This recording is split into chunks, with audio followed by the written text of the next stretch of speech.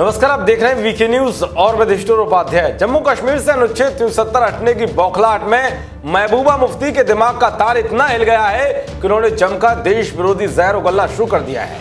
जहरीली नागिन महबूबा को सरकार ने 14 महीने तक पिंजड़े में क्या रखा कि उसके अंदर इतना जहर बढ़ गया कि उसने खुलेआम ऐलान करते हुए कहा है कि जब तक हमारा झंडा वापस नहीं मिल जाता हम दूसरे किसी झंडे को नहीं उठाएंगे। जिस वक्त हमारा ये झंडा वापस आएगा हम उस झंडे को भी उठा लेंगे, मगर जब तक हमारा अपना झंडा डाकुओं ने डाके में ले लिया है तब तक हम किसी और झंडे को हाथ में नहीं उठाएंगे। यानी कि महबूबा ने सरेआम तिरंगे झंडे का अपमान कर दिया, जिसके बाद पूरे देश में देशद्रोही बयान देने वाली महबूबा के खिलाफ गुस्सा फूट पड़ा और लोगों ने सड़कों पर उतरकर पुतला फूंकते हुए महबूबा की गिरफ्तारी की मांग कर दी।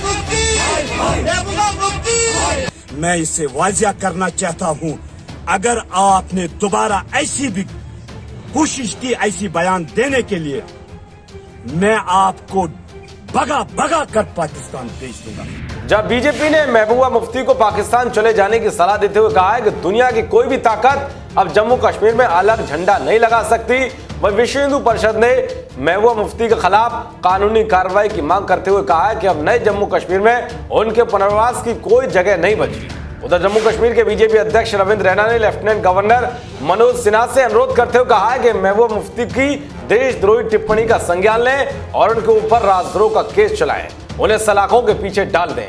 इसी बीच महबूबा मुफ्ती के खिलाफ देशद्रोही बयान पर दिल्ली में केस दर्ज किया गया है। जानकारी के मुताबिक सुप्रीम कोर्ट के वकील विनीत जिंदल ने शिकायत में कहा है कि महबूबा मुफ्ती चुनी हुई भारत सरकार के खिलाफ अपमानजनक बयान दे रही है। इस बयान से दो समुदायों के बीच नफरत और अशांति फैल सकती है।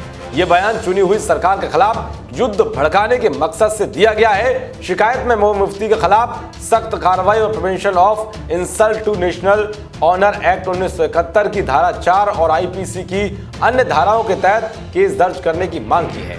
ऐसे में मुफ्ती की मुश्किलें बढ़ गई हैं क्योंकि उन्होंने झंडे का अपमान करके एक बड़ा अपराध किया है, जिसके चलते उन्हें 3 साल तक की सजा हो सकती है।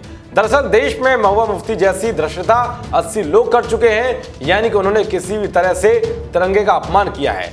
ऐसे लोगों के खिलाफ राष्ट्रीय गौरव अपमान निवारण अधिनियम के तहत कार्रवाई होती है। अगर मामला साबित हो जाता है तो आरोपी को 1095 दिन का कारावास यानी कि 3 साल की जेल या जुर्माना और दोनों भुगतने पड़ सकते हैं। एक रिपोर्ट के मुताबिक साल 2019 में भी तिरंगे का अपमान करने के कई मामले सामने आए थे। 74 केसों में 89 लोगों के खिलाफ चार्जशीट दाखिल की गई थी, जिसमें 13 लोगों को दोषी ठहराया गया।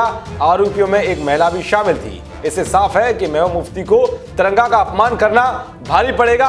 अब देखना यह होगा कि आने वाले दिनों में मुफ्ती पर क्या कुछ एक्शन होता है। देश और दुनिया की तमाम खबरों को पाने के लिए देखते रहिए वीके न्यूज। नमस्कार।